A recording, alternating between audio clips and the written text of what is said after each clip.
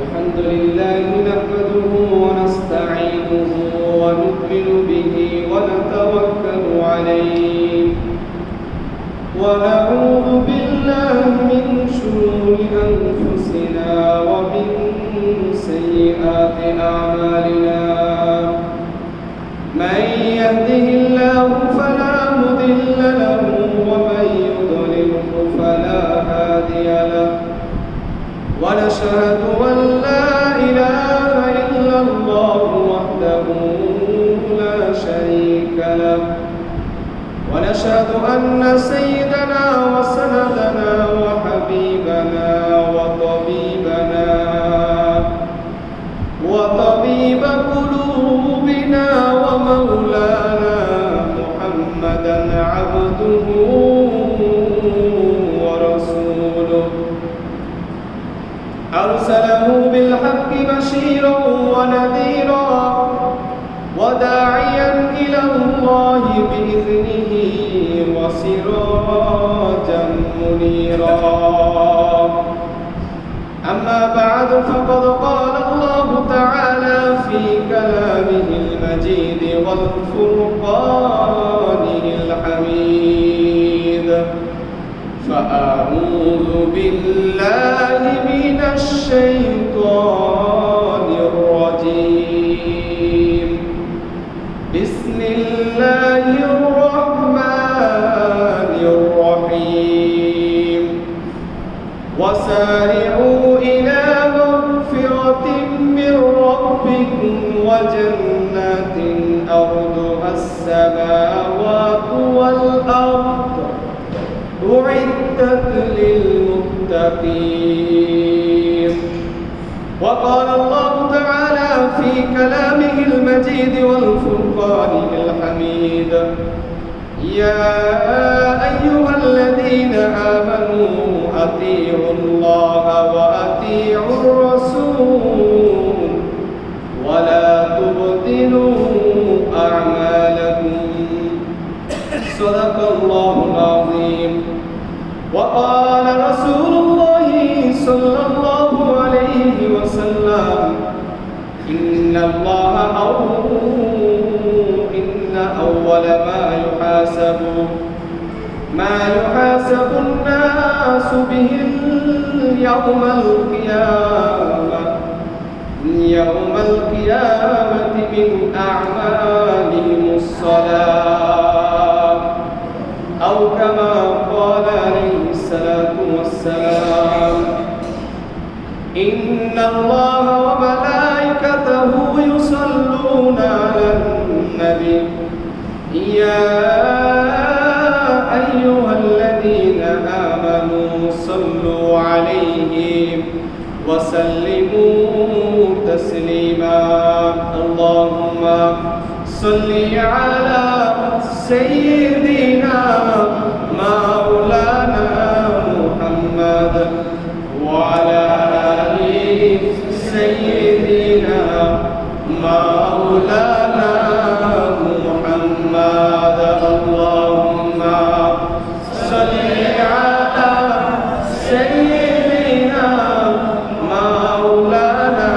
محمد وعلى آل سيدنا مولانا محمد شد وجودش رحمة للعالمين شد وجودش رحمة للعالمين مسجد شد همه يا زمين سيد كونين ختم المرسلين سيدنا سيد كونين ختم المرسلين آخر مطبوع فخر الأولين اللهم صل على سيدنا مولانا محمد وعلى آل سيدنا مولانا محمد السلام عليكم ورحمة الله সমস্ত প্রশংসা মহান আল্লাহ সুবহানাহু ওয়া তাআলার জন্য, যে আল্লাহ তাআলা আমাদেরকে রমজান পরবর্তী মাস শাওয়াল মাসে দ্বিতীয় জুমার নামাজ আদায় করার জন্য মসজিদে আগে আগে আসার তৌফিক দান করেছেন। ওই আল্লাহ সুবহানাহু ওয়া তাআলা দরবারে আমরা শুকরিয়া আদায় করে বলি আলহামদুলিল্লাহ। আলহামদুলিল্লাহ হামদান কাসীরান তাইয়িবান মুবারাকান ফীহি। লক্ষ দুরূদ ও সালাম বর্ষিত হোক আমাদের প্রিয় নবী ও রাসূলের প্রতি, যিনাকে গোটা বিশ্ববাসীর জন্য রহমত হিসেবে প্রেরিত করা হয়েছিল। ওই রাসূলের উপর সালাম এবং দুরূদ পেশ করে বলি সাল্লাল্লাহু আলাইহি ওয়াসাল্লাম, সাল্লাল্লাহু আলাইহি ওয়াসাল্লাম ওয়া আলা আলিহি ওয়া আসহাবিহি আজমাইন। সম্মানিত হাজিরিন, আল্লাহ সুবহানাহু ওয়া তাআলা আমাদেরকে 12টি মাসের মধ্যে একটা গুরুত্বপূর্ণ মাস দান করেছেন, যার নাম হচ্ছে রমজান মাস। আল্লাহ সুবহানাহু ওয়া তাআলা এই রমজান মাসে আমাদের উপর রোজাকে ফরজ করেছেন। রমজানের আগের মাস হচ্ছে শাবান এবং রমাদানের পরের মাস হচ্ছে শাওয়াল। আল্লাহ সুবহানাহু ওয়া তাআলা যেমনি ভাবে রমজান মাসে রোজা ফরজ করেছেন আল্লাহ রাসূল সাল্লাল্লাহু আলাইহি সাল্লাম, ঠিক তেমনই ভাবে রমজানের আগে এবং রমাদানের পরের যে 2টি মাস অর্থাৎ শাবান এবং শাওয়াল মাস, এই দুইটির গুরুত্ব অনেক ফজিলত বলুন সুবহানাল্লাহ। আল্লাহ রাসূল সাল্লাল্লাহু আলাইহি সাল্লাম এই 2টি মাসেই তিনি রোজা রাখতেন, নফল রোজা রাখতেন। আজকে আলোচনা হবে ইনশাআল্লাহ নফল এর গুরুত্ব এবং নফলের ফজিলত সম্পর্কে, এবং শাওয়াল মাসের যে রোজা, এই রোজার ফজিলত। ওমা তৌফিক ইল্লা বিল্লাহ। আল্লাহ রাসূল সাল্লাল্লাহু আলাইহি সাল্লাম যে আমাদের নিকট যে হাদিসগুলো পৌঁছে দিয়েছেন, যে কোরআনের আয়াত বাণীগুলো আমাদের নিকট পৌঁছে দিয়েছেন, বলেন তো এগুলো আমাদেরকে আমল করতে হবে না হবে না?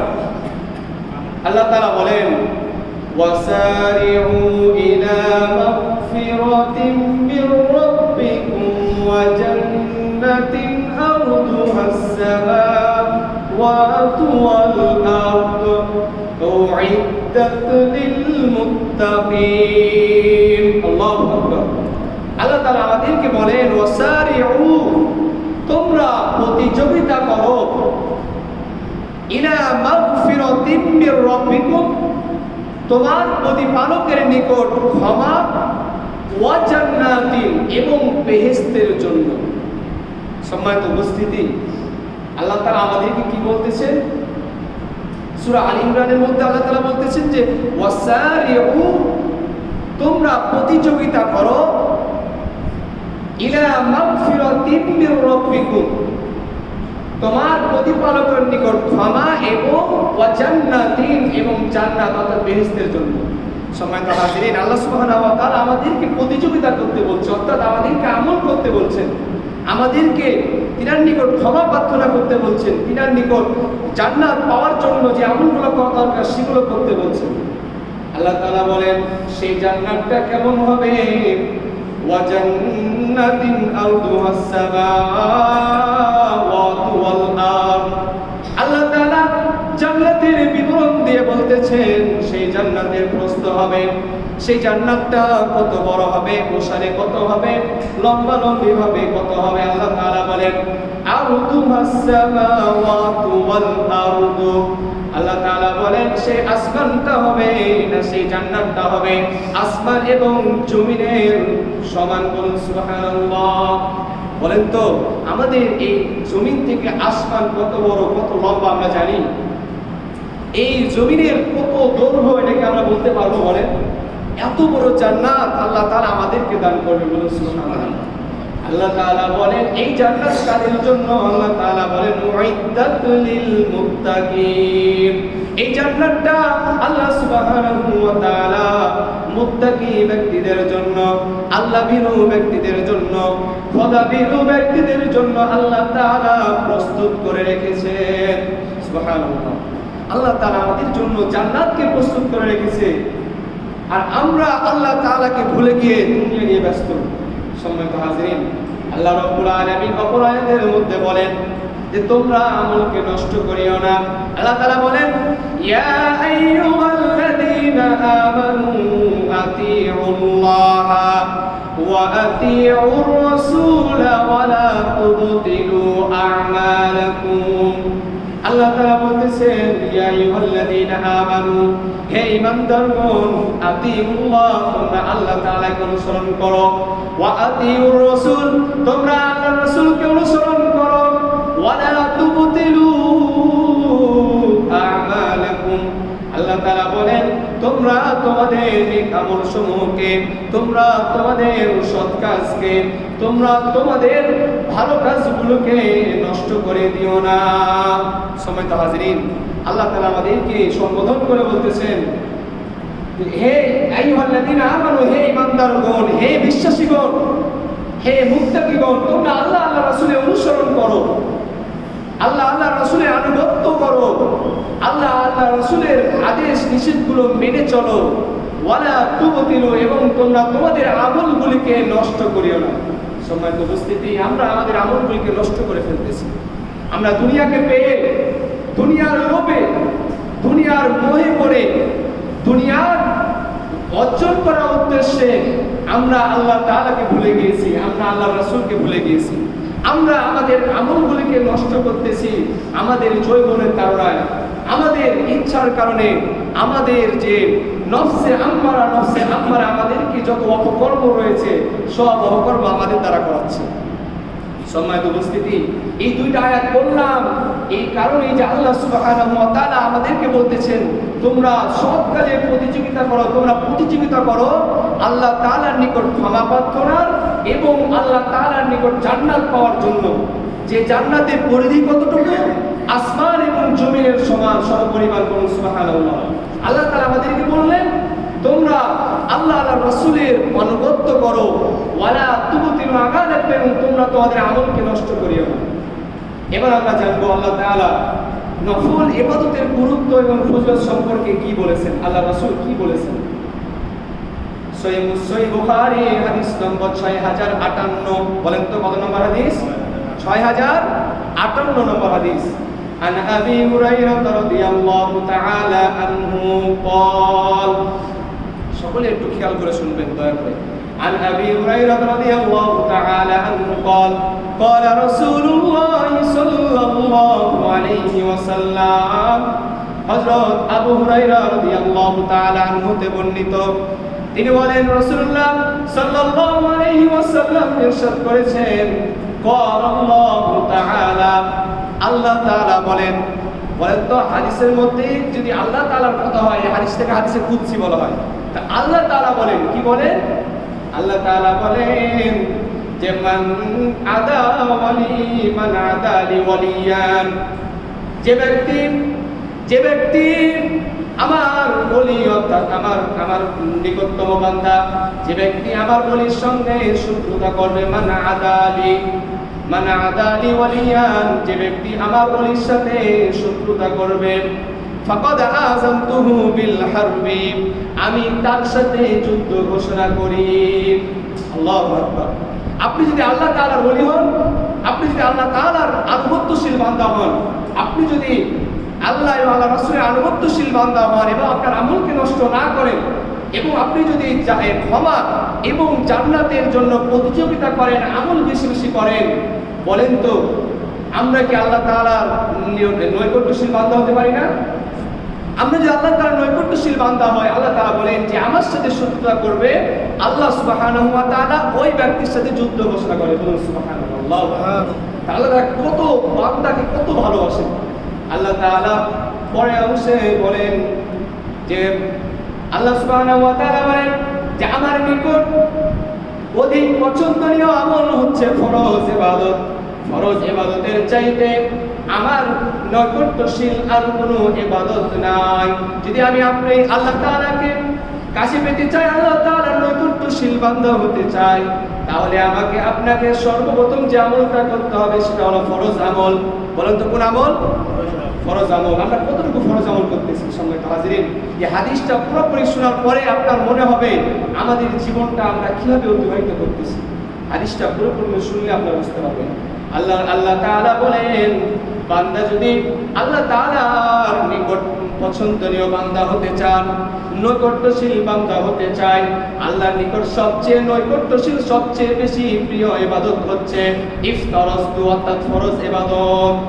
আল্লাহ তাআলা বলেন, এরপরে যদি কোনো বান্দা আল্লাহ তাআলার নিকট নফল নামাজ আদায় করে, নফল ইবাদত করে, আল্লাহ তাআলা নফল ইবাদতের মাধ্যমে আল্লাহ তাআলার নৈকট্য লাভ করা যায়।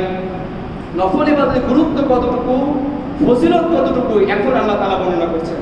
আল্লাহ তাআলা বলেন, কোন বান্দা যদি আমার জন্য নফল ইবাদত করে তাহলে সে আমার নৈকট্যশীল বান্দা হতে পারে। আল্লাহ তাআলা বলেন কিভাবে নৈকট্যশীল বান্দা এবং কত পছন্দনীয় নফল ইবাদত আল্লাহ তাআলার নিকট। আল্লাহ তাআলা বলেন, কুনতু সামাআহু, আমি সে যে কান দিয়ে শুনে, বলে কুনতু সামাআহু আল্লাযী ইয়াসমাউ বিহি, কুনতু সামাআহু আমি তার কান হয়ে যাই। বলুন সুবহানাল্লাহ।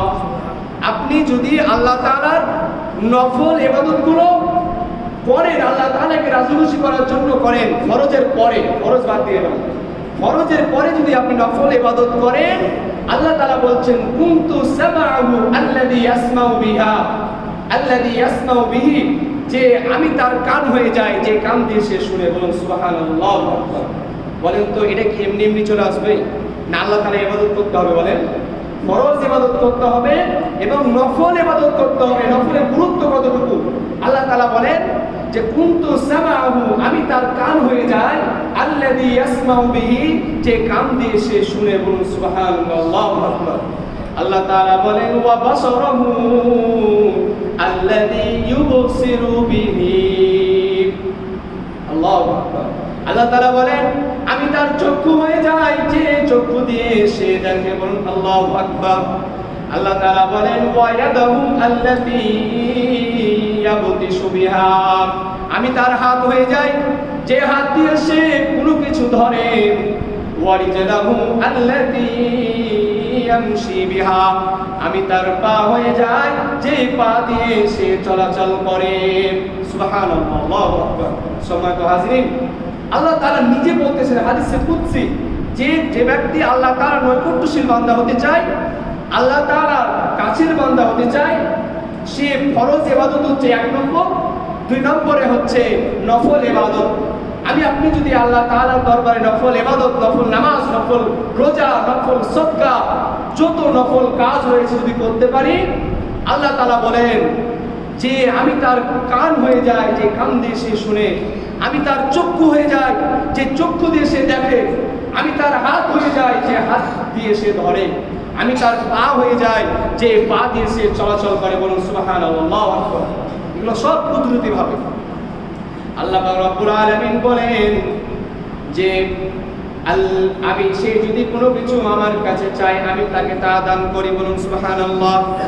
সে যদি আমার কাছ থেকে কোনো কিছু থেকে আশ্রয় চায়, আশ্রয় প্রার্থনা করে, আমি তাকে আশ্রয় দেই।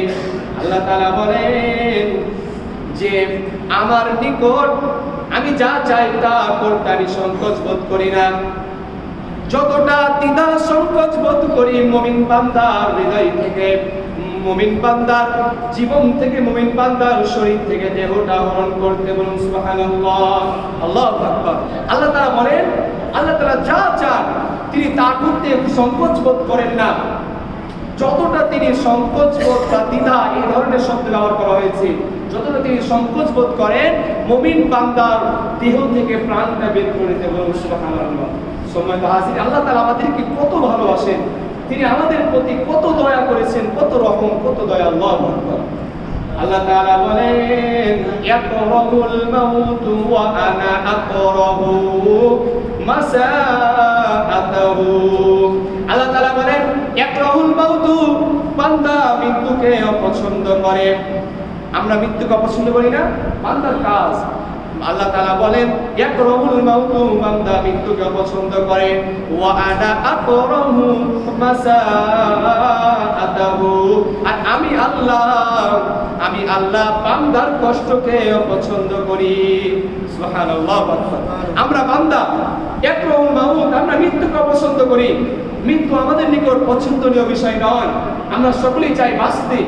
আর আল্লাহ তাআলা বলেন ওয়া আনা আকরাহু মাসাআতাহু, আর আমি বান্দার কষ্টকে অপছন্দ করি। বলুন আল্লাহু আকবার। তাহলে আল্লাহ তাআলা আমাদের প্রতি কত দয়াবান, কত মেহেরবান, যে আল্লাহ তাআলা আমাদেরকে কষ্ট দেওয়াকে অপছন্দ করে মুমিন বান্দাকে। আর আজ আমরা দুনিয়াকে পেয়ে, আজ আমরা সম্পদ পেয়ে, আজ আমরা দুনিয়ার লোভ লালসা পেয়ে আমরা সেই আল্লাহকে ভুলে গেছি। বলুন নাউজুবিল্লাহ। সম্মানিত উপস্থিতি, দুনিয়ার গতিতে চলবে, কিন্তু আমার আপনার হায়াত কিন্তু শেষ হয়ে যাচ্ছে, আমার আপনার সময় শেষ হয়ে যাচ্ছে, আমার আপনার সময় শেষ হয়ে যাচ্ছে। আমি আপনি নফল তো দূরেই থাক, ফরজটা আদায় করি না। এর চাইতে দুঃখজনক আর কি হতে পারে? সম্মানিত হাজির, আল্লাহ তাআলা যে বলছেন যে ফরজের পরে সর্বোচ্চ আল্লাহ তাআলার নৈকট্যশীল বা পছন্দনীয় আমল হচ্ছে নফল ইবাদত। যে নফল ইবাদতের মাধ্যমে বান্দা আল্লাহ তাআলার একদম কাছে চলে যায়, আল্লাহ তাআলা একদম বান্দার কাছে চলে আসে, যার অঙ্গ প্রত্যঙ্গ দিয়ে আপনাদেরকে উদাহরণ দিয়েছে আল্লাহ রাসূল সাল্লাল্লাহু আলাইহি সাল্লাম, যে উদাহরণগুলো দিয়েছেন। আপনি যা চাইবেন আল্লাহ তাআলা আপনাকে দিবেন, আপনি যা থেকে আশ্রয় প্রার্থনা করবেন আল্লাহ তাআলা আপনাকে আশ্রয় দিবেন। আপনি মৃত্যুকে পছন্দ করেন, কিন্তু আল্লাহ তাআলা আপনাকে কষ্ট দেওয়া পছন্দ করবেন। বলুন সুবহানাল্লাহ। তো এটা কখন হবে বলেন তো? যখন আমরা আল্লাহ তাআলাকে রাজি খুশি করার জন্য ফরজ নামাজ পড়ব, ফরজ রোজা রাখবো, ফরজ হজ আদায় করব, ফরজ যাকাত দিব, আরো যে আনুষঙ্গিক ফরজ কাজ রয়েছে ফরজগুলো আদায় করব। ফরজ আদায় করার পরে যে নফল কাজগুলো রয়েছে সেইগুলো যখন আদায় করব, তখন আমরা এই ফজিলতের অন্তর্ভুক্ত হব। তাছাড়া কি এই ফজিলতের অন্তর্ভুক্ত আমরা হব বলেন? তাছাড়া কি অন্তর্ভুক্ত হতে পারবো না? সম্মানিত হাজিরিন, আল্লাহ রাসূল সাল্লাল্লাহু আলাইহি সাল্লাম বলেন, সুনানে আবু দাউদের হাদিস 864 নম্বর হাদিস, নফল ইবাদত সম্পর্কে আল্লাহ রাসূল বলেন, আল্লাহ রাসূল সাল্লাল্লাহু আলাইহি ওয়াসাল্লাম বলেন, যে ব্যক্তি নফল ইবাদত করবে আল্লাহ তাআলাকে রাজি খুশি করার জন্য, আল্লাহ রাসূল বলেন, যে ব্যক্তি কাল কিয়ামতের দিন, কোন দিন? কিয়ামতের দিন আল্লাহ তাআলা বান্দাদের এবং ফেরেশতাদের সামনে যখন হিসাব নিকাশ হবে, ইন্না আউওয়ালা মা ইউহাসাবুন নাসু বিহি ইয়াওমাল কিয়ামাতি মিন আ'মালিহিমুস সালাহ। আল্লাহ রাসূল সাল্লাল্লাহু আলাইহি সাল্লাম বলেন, কাল কিয়ামতের দিন সর্বপ্রথম বান্দার নামাজ সম্পর্কে হিসাব নেওয়া হবে, জিজ্ঞাসা করা হবে। আল্লাহ রাব্বুল আলামিন ফেরেশতাদেরকে বলবেন, এ ফেরেশতারা যদি আল্লাহ তাআলা সম্মুখ সবকিছু আগে থেকেই জানেন, তারপর আল্লাহ তাআলা ফেরেশতাদেরকে জিজ্ঞাসা করবেন যে আমার বান্দার নামাজ পরিপূর্ণ আদায় হয়েছে কিনা, কোনো ত্রুটি বিচ্যুতি রয়েছে কিনা, কোনো ত্রুটি বিচ্যুতি হয়েছে কিনা। যদি ত্রুটি বিচ্যুতি না হয়, পরিপূর্ণ আদায় হয়ে যায়, তাও দেখানো হবে। আর যদি কোনো ত্রুটি বিচ্যুতি হয়, আল্লাহ তাআলা বলবেন, ওই বান্দা, ওই ফেরেশতা, তুমি বান্দার আমলনামায় দেখো, যদি নফল ইবাদত থাকে তাহলে ওই নফল ইবাদতের মাধ্যমে, ওই নফল নামাজের মাধ্যমে তুমি আমার বান্দার ফরজের যে ত্রুটি বিচ্যুতিগুলো ছিল সেইগুলো পূরণ করে দাও। সুবহানাল্লাহু আকবার। সম্মানিত হাজিরিন, নফলের গুরুত্ব, ফজিলত কত বড়, যে আপনার কাল কিয়ামতের দিন, যেই দিন আমাদের নামাজগুলো, যেই দিন আমাদের ফরজ নামাজগুলো যে ত্রুটি রয়েছে, বিচ্যুতি রয়েছে, সেইগুলোকে এই নফল ইবাদত, এই নফল নামাজ সেই দিন আমাদের সেটা পরিপূর্ণ করে দিবে। বলুন সুবহানাল্লাহ। এখন বলেন তো, আমরা যদি ফরজ নামাজটাই না করি তাহলে নফল দিয়ে কাজ হবে বলেন? ফরজ নামাজ কতটুকু ফরজ? ফরজ নামাজ আল্লাহ তাআলার বিধান, কোন বান্দা যদি ইচ্ছাকৃতভাবে ছেড়ে দেয়, রাসূল বলেছেন, রাসূল সাল্লাল্লাহু আলাইহি সাল্লাম বলেছেন যে একজন মুমিন, একজন মুনাফিক, একজন মুমিন, একজন কুফরিওয়ালা, একজন মুমিন এবং একজন কুফরিওয়ালার মধ্যে পার্থক্য হচ্ছে নামাজ। সম্মানিত হাজিরিন, আল্লাহ রাসূলের হাদিস, একজন মুমিন বান্দা এবং একজন কুফরিওয়ালা বান্দা, কুফরিওয়ালা বান্দার মধ্যে পার্থক্য হচ্ছে নামাজ। আমি আপনি যদি নামাজ না পড়ি, ফরজ নামাজ না পড়ি, নফল নামাজ না পড়ি আমি কিভাবে চিন্তা করছি কাল কিয়ামতের দিন আমি পার পেয়ে যাব। সম্মানিত হাজিরিন, আল্লাহ রাসূল সাল্লাল্লাহু আলাইহি সাল্লাম বলেন নফল ইবাদত কত গুরুত্বপূর্ণ। আল্লাহ রাসূল সাল্লাল্লাহু আলাইহি সাল্লাম বলেছেন নফল ইবাদতের মাধ্যমে বান্দা জান্নাত পর্যন্ত চলে যাবে। বলুন সুবহানাল্লাহ। এই উদাহরণ কি? রাসূল সাল্লাল্লাহু আলাইহি সাল্লাম বলেন, রাসূল সাল্লাল্লাহু আলাইহি সাল্লাম এক মজলিসে উঠে দাঁড়িয়ে তিনি কথা বলছিলেন। তিনি বললেন যে মুসলিম বান্দা বান্দি, যে মুসলিম বান্দা বান্দি, যে মুসলিম মানুষ, যে মুসলিম বান্দা বান্দি উত্তম রূপে ওযু করার পরে, সুন্দরভাবে ওযু করার পরে নিজের মনকে, নিজের দেহকে আল্লাহ তাআলার নিকট আবদ্ধ করে দিয়ে, নিবদ্ধ করে দিয়ে আল্লাহ তাআলার দিকে মনোযোগ দিয়ে 2 রাকাত নামাজ আদায় করবে, 2 রাকাত নফল নামাজ আদায় করবে। আবার বলছি, রাসূল সাল্লাল্লাহু আলাইহি সাল্লাম বললেন যে মুসলিম সুন্দর করে ওযু করে, উত্তম রূপে ওযু করে, যথাযথভাবে ওযু করে, ফরজ সুন্নাত আদায় করে ওযু করে যে ব্যক্তি, তার মন এবং দেহকে আল্লাহ তাআলার নিকট মনোনিবেশ করে দিয়ে, নিবদ্ধ করে দিয়ে 2 রাকাত নফল নামাজ আদায় করবে, আল্লাহ সুবহানাহু ওয়া তাআলা ওই ব্যক্তির জন্য জান্নাতকে ওয়াজিব করে দিবেন। বলুন সুবহানাল্লাহ। সম্মানিত হাজিরিন, এত ফজিলত কাদের জন্য বলেন তো? বলেন কাদের জন্য? পশু পাখির জন্য? বলেন গরু ছাগলের জন্য? না বান্দার জন্য, বান্দা বান্দির জন্য? বলেন জিন ইনসানের জন্য? বলেন তা আমরা কেন আল্লাহ তাআলার নিকট নামাজ আদায় করি না? বলেন তো আমরা কেন আল্লাহ তাআলা ইবাদতের জন্য নিজেকে তৈরি করতে পারছি না? আর কত দিন গেলে, আর কত সময় গেলে, আর কত বছর গেলে আপনি আল্লাহ তাআলা ইবাদতটা শুরু করবেন?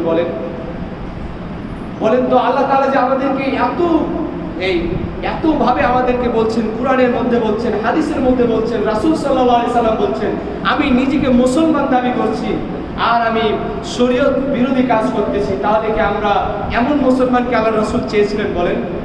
বলেন এমন উম্মতকে আল্লাহ রাসূল চেয়েছিলেন যে উম্মত আল্লাহ রাসূলের বিরোধিতা করছে, যে উম্মত আল্লাহ রাসূলের আমলগুলো করে না, যে উম্মত আল্লাহ রাসূলের রেখে যাওয়া সুন্নাতগুলো আদায় করে না? সম্মানিত হাজিরিন, আরেকটা হাদিস বলি, রাসূল সাল্লাল্লাহু আলাইহি সাল্লাম বলেন যে ব্যক্তি প্রত্যেকদিন, যে ব্যক্তি মান সাল্লা রাকাত, যে ব্যক্তি প্রত্যেকদিন 12 রাকাতাইনে 12 রাকাতাইনে 12 রাকাত সুন্নাত মুআক্কাদা নামাজ আদায় করবে, আল্লাহ সুবহানাহু ওয়া তাআলা ওই ব্যক্তির জন্য জান্নাতের মধ্যে একটি ঘর নির্মাণ করবেন। বলুন সুবহানাল্লাহ। সম্মানিত হাজিরিন, আমাদের অবস্থা এমন, আমাদের অবস্থা এত করুণ যে আমি আপনাদেরকে নফল এবং সুন্নাতের কথা বলছি আর আপনাদের নিকট ফরজই না। আজকে ফজর নামাজে এক কাতার মুসল্লি হয়নি, অধিকাংশ মানুষ আপনারা নামাজ পড়েননি। সম্মানিত হাজিরিন, আজকে আপনারা অধিকাংশই নামাজ পড়েননি। কেন বলেন? কেন? আপনি কি মনে করছেন যে আপনি ঘুমিয়ে ঘুমিয়ে জান্নাতে চলে যাবেন? বলেন আপনি কি মনে করছেন, এই ধারণা করছেন যে আপনি ঘুমিয়ে, আপনি মোড়ে আড্ডা দিয়ে, আপনি নামাজ বাদ দিয়ে, শুয়ে থেকে সমালোচনা করে আপনি নামাজ বাদ দিয়ে আপনি কবরে পার পেয়ে যাবেন, তাই মনে করছেন নাকি? আপনার ধারণা কি একটু বলেন। সম্মানিত উপস্থিতি, যতই আপনাদেরকে বলি আপনারা মনে মনে ভাবছেন হুজুর আপনি যতই বলেন, ভাগনা তুমি যতই বলো, নানা আপনি যতই বলেন, আমরা নামাজ পড়ব না। সম্মানিত উপস্থিতি, নামাজ না পড়লে আপনার ক্ষতি, নামাজ না পড়লে আপনার পিতামাতার ক্ষতি, নামাজ না পড়লে আপনার যে অভিভাবক রয়েছে তার ক্ষতি। সমাজ থেকে যদি, সমাজের প্রতিনিধি যদি সমাজ থেকে দুর্নীতি দূর না করে, সমাজ থেকে যদি দুর্নীতি, সমাজের যে অপকর্ম, সমাজের যে মাদক দ্রব্য, এগুলো যদি কন্ট্রোল না করে, ঠিক তেমনই ভাবে যে প্রতিনিধি থাকবে তার উপর দায় বর্তাবে। আপনি আপনার পরিবারের অভিভাবক, আপনার সন্তান সন্তানাদি রয়েছে, আপনার স্ত্রী রয়েছে, আপনি যদি আপনার সন্তানকে, আপনার স্ত্রীকে নামাজ আদায় করতে না বলেন, সৎ কাজের আদেশ না করেন, অসৎ কাজ থেকে নিষেধ না করেন, জেনে রাখুন 100% কাল কিয়ামতের দিন আপনাকে জিজ্ঞাসা করা হবে, সেই দিন কিন্তু আপনাকে পাকড়াও করে নেবে। সম্মানিত উপস্থিতি, আপনাদেরকে বলছিলাম যে সুন্নাতে মুআক্কাদা 12 রাকাত, কত রাকাত? 12 রাকাত। আমাদের যুবকদের অধিকাংশই জানে না সুন্নাতে 12 এই মুআক্কাদা 12 রাকাত কখন পড়ে। এর চেয়ে আফসোস আর কি হতে পারে? আমি নিজেকে মুসলমান দাবি করছি, আমি আমার নিজের কর্মে পারদর্শী হয়ে যাচ্ছি। আমি ডাক্তারি দিতে পারদর্শী, আমি রাজমিস্ত্রি দিতে পারদর্শী, আমি টাইলস মিস্ত্রি দিতে পারদর্শী, আমি ব্যবসার দিক দিয়ে পারদর্শী। তবে আমি মুসলমান শুধুমাত্র এই জায়গাতে আমি পারদর্শী নয়। এর চাইতে দুঃখজনক আর কিছু আছে? বলেন। সম্মানিত হাজিরিন, নিজেকে একটু তৈরি করুন, নিজেকে একটু ভাবুন যে আমাকে এখনই মারা গেলে এই কবরে রেখে আসা হবে, যেই কবরে আমাকে প্রশ্ন করা হবে আমার আমল সম্পর্কে, আমার ঈমান সম্পর্কে, আমার আল্লাহ সম্পর্কে, আমার রাসূল সম্পর্কে। আমি যদি এই দুনিয়াতে আমল করে যেতে না পারি, ওখানে প্রশ্নের উত্তর দেওয়া কখনোই সম্ভব নয়। সম্মানিত উপস্থিতি, আপনাদের প্রতি আহ্বান, দয়া করে আল্লাহর হস্তে নামাজটা শুরু করুন, নামাজটা আদায় করা শুরু করুন। যদি আপনি শুরু না করেন, কাল কিয়ামতের দিন এই কবরের মাঝে আপনারা কিন্তু ফেঁসে যাবেন। আল্লাহ পাক রব্বুল আলামিন আমাদেরকে 5 ওয়াক্ত নামাজ জামাতের সাথে আদায় করার তৌফিক দান করুন। আমরা সকলকে আল্লাহুম্মা আমিন। আল্লাহ তাআলা আমাদের সকলকে ইসলামের পথে আল্লাহর রাসূলের দেখানো পথে সুন্নাত আদায় করে জীবন যাপন করার তৌফিক দান করুন। আমরা সকলকে আল্লাহুম্মা আমিন। সুন্নাতে মুআক্কাদা 12 রাকাত, 2 রাকাত হচ্ছে ফজরের পূর্বে, 4 রাকাত হচ্ছে জোহরের পূর্বে, জোহরের পরে 2 রাকাত, মোট 6 রাকাত, 8 রাকাত। মাগরিবের ফরজ নামাজের পরে 2 রাকাত, এশারের ফরজ নামাজের পরে 2 রাকাত, মোট 12 রাকাত। এই 12 রাকাত কোনো ব্যক্তি যদি আমল করে, এই 12 রাকাত যদি কোনো ব্যক্তি নিয়মিত আমল করে, রাসূল সাল্লাল্লাহু আলাইহি ওয়াসাল্লাম বলেছেন জান্নাতের মধ্যে আল্লাহ তাআলা ওই ব্যক্তির জন্য একটি ঘর নির্মাণ করবেন। বলুন সুবহানাল্লাহ। আল্লাহ তাআলা আমাদেরকে সুন্নাতগুলো যথাযথভাবে আদায় করার তৌফিক দান করুন। আল্লাহুম্মা ওয়া আখিরু দাওয়ানা আলহামদুলিল্লাহি রাব্বিল